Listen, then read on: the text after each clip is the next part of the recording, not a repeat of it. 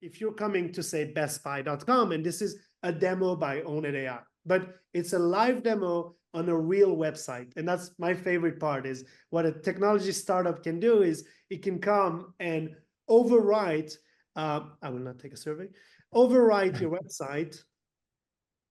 And instead of presenting you these 44 machines, bring you an AI overview that natively tells you, hey, here are the type of machines to consider, here are the best products, and here is why. Here is what users are saying, a summary of the review that tells you why consider those machines.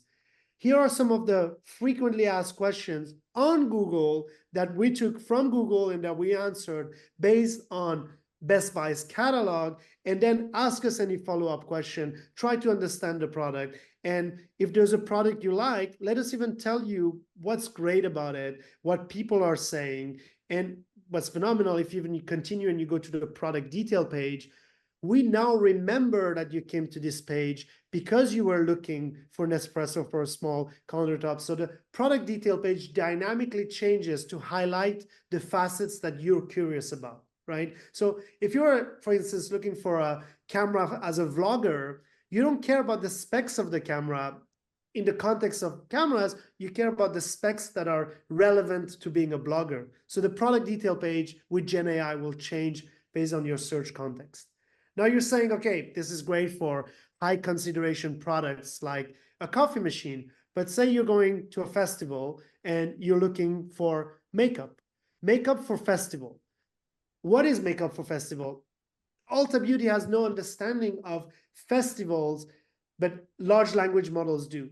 Ulta Beauty has a clear understanding of the best brands and products that have vibrant colors, that are long lasting. So aligning the two, large language model and proprietary data from Ulta Beauty on beauty products, you can now tell consumers what to consider for makeups for festival. And a final example, if I may, if you're on Safeway and like me, you have young kids and you're looking for healthy snacks for kids, traditionally, Safeway would say, wow, we sell a lot of snacks. Here are 554 results for healthy snacks. But break it down to me. Again, let's look at what type of products you have. No sugar, organic options, fruit and veggie snacks. But that's what Safeway taught were healthy snacks for kids. We overwrite this and we're like, let's not go into the snack department aisle. Let's go to fresh fruits. Let's go to vegetables. Let's go across the entire store to find healthy snacks for kids that are not just traditional snacks. How are we able to do this? This is behind the scene. We've marked an attribute for every product that Safeway Albertsons sells to understand what they are. And we build a 3D AI graph that dynamically understands what every product is. So when we ask a question, we know what a retailer never knew, what that product in the context of search really meant. Yeah, and for the merchants watching, Payman, I want to click in on a couple things that I'm taking away from this. Like, number one, it means that the technology is enabling us as retailers to operate in a world where we're not bound by a rigid taxonomy anymore, right? Like you're saying, like basically anything can be personalized to however any consumer shopping your website wants to think about it. That's number one, right? That's number one. And then number two, the other point that I took away from this would be, there's a lot of things that are always constantly changing as well. Like there's always new trends on social media, some new TikTok video that's blowing up and is talking about products in a new way that, and it's happening so fast that most retailers can't keep up with it to keep their sites refreshed and talking about those new variables and those new attributes in that manner. And so this, because of how it's the concept here of how the language models are plugging into Google and everything, is also helping the retailer to keep track of those things and to showcase what their consumers are looking for if they're looking for those trends. Is that also right?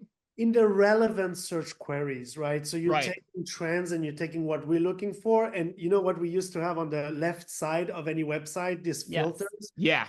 They have to be dynamic. They have to be dynamic to anything that we search for. And what's phenomenal is that if you make those filters dynamic and you search for something for Google, you will be the only site that has a dynamic result, a landing page for that specific search, right?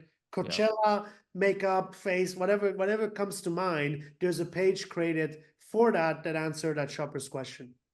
So I have a follow-up question to that because like I think that use case is I can remember that when I was at Target, like Yeah. Meghan Markle's lipstick. Like no Yeah. one had that coded in the filters, right? But now Yes. you're saying you could capture that. You can capture that. But my next question though, I think is I think it's sticking in my mind, and I've heard a lot of it in terms of feedback or criticism of the whole concept of generative AI search on a website, which is, let's go back to your coffee maker example.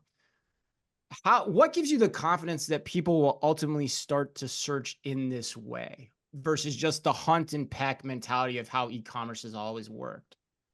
So there's two things. One, Google and Amazon are driving the charge, and they're in every search result query, they're educating you to ask a question and get an answer. And what's phenomenal, even on Amazon, if you play on the app and you're looking for something without even using Rufus, there's a line at the bottom that comes and say, hey, come in and ask a question. And I see this now more and more on Amazon, but even on Google, it's very frustrating when AI overview doesn't turn on. When you're asking a question. Yes, it is. And then you still see links, you're like, wait, so do I have to click on a third-party site and read this page to get the answer to my question? So there is no way back. There is really no way back. Once you get used to getting answers to a question, it looks very silly to go back to a traditional website. So I think that's the first part. The second part is you don't really have to ask question. Like you said, you're looking for Meghan Markle's or whoever's makeup, and you just want to see what it is. So it doesn't, don't think about it as a chat GPT, like there needs to be a blurb of text. It could just be like, here are the 3 products she uses, right? And right. Products. So it's not always in the form of questions and answers. It's just better search results, better filters, better product detail pages. And we talked a lot about pre-purchase, but you bought a product, you unpacked it, and you're just trying to understand, like, what do I do to scale my coffee maker? What happens with that blue button that doesn't go away, but because I have to change, the filter or whatever. So just continue engaging with your customers so they remember you after they bought the product, because then they might buy the descaler from you for the coffee machine, or they might buy the next product from you because you sold them something and you're still there with them. And especially like in consumer electronics, like we took user manuals and we're able to answer any question. And so think about never having to open a user manual. Like how exciting is that to just, okay, here is the answer.